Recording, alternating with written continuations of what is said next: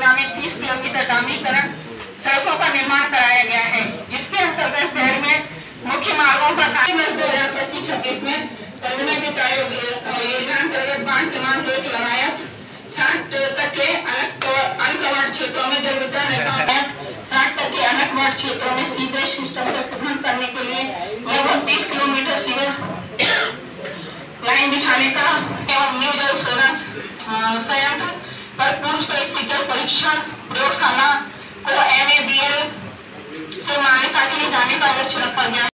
आज का बजट 2513 करोड़ का है और शहर की जनता को ध्यान में रखते हुए ये बजट रखा गया है कि जनता पर किसी भी तरह का अतिरिक्त भार नहीं लगाया गया है। जी, आपने कहा कि शहर की सुंदरता और शहर को और बेहतर बनाने की दिशा में एक वो जो शायरी पढ़ी थी वो दोबारा से पढ़ दो। ऐसा तो मुझे याद नहीं है, देखना पड़ेगा एक और। जो विपक्ष कह रहा है कि कॉपी पेस्ट है ये पूरा बजट। देखो, पक्ष विपक्ष मैंने अपने उसमें भी बोला है बजट में कि पक्ष विपक्ष जहाँ होता है वहाँ तर्क वितर्क भी होता है। अगर ये लोग उंगली नहीं उठाएंगे तो इनका काम कैसे चलेगा। ये बजट एक बहुत अच्छा बजट है, साफ़ सुथरा बजट है और पूरे शहर की जनता को ध्यान में रखते हुए बनाया गया है।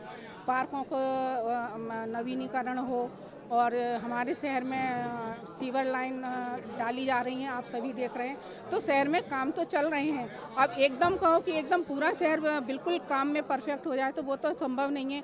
अगर आप पिछले समय की हालत देखें तो मुझे लगता है उस समय से ग्वालियर में बेहतर काम हो रहे हैं और ज़्यादातर लोगों को अमृत योजना का पानी भी मिल रहा है और सीवर की समस्या भी धीरे धीरे कम हो रही है।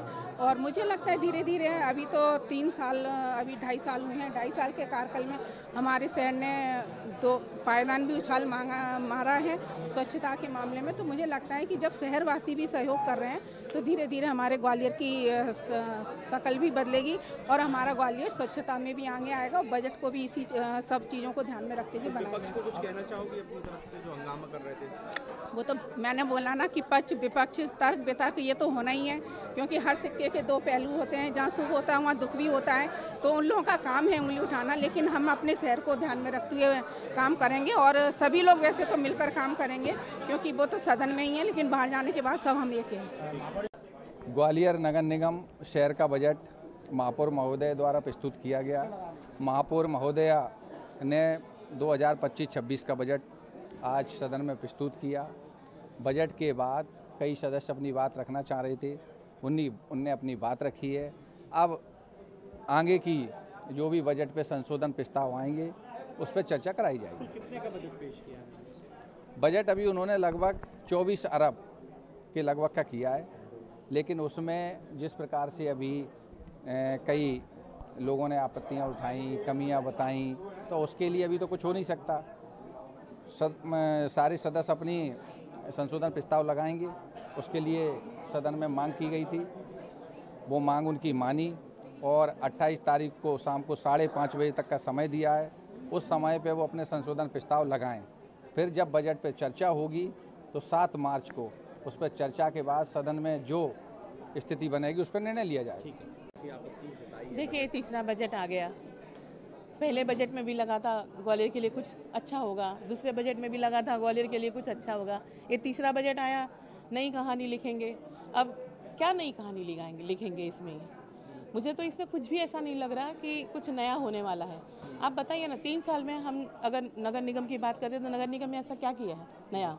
कुछ भी नहीं किया है। हम वैसे के वैसे ही है और जितना भी विकास हुआ है वो केंद्र शासन या राज्य शासन के समन्वय के कारण ही ग्वालियर में विकास हो रहा है।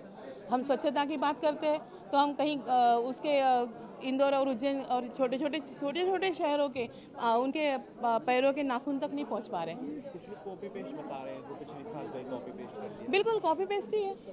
क्या है उसमें नया? कुछ भी नहीं है। उन्होंने क्या कहा, कितने करोड़? अब उन्होंने जो दिया है अरबों में दिया है आंकड़ा।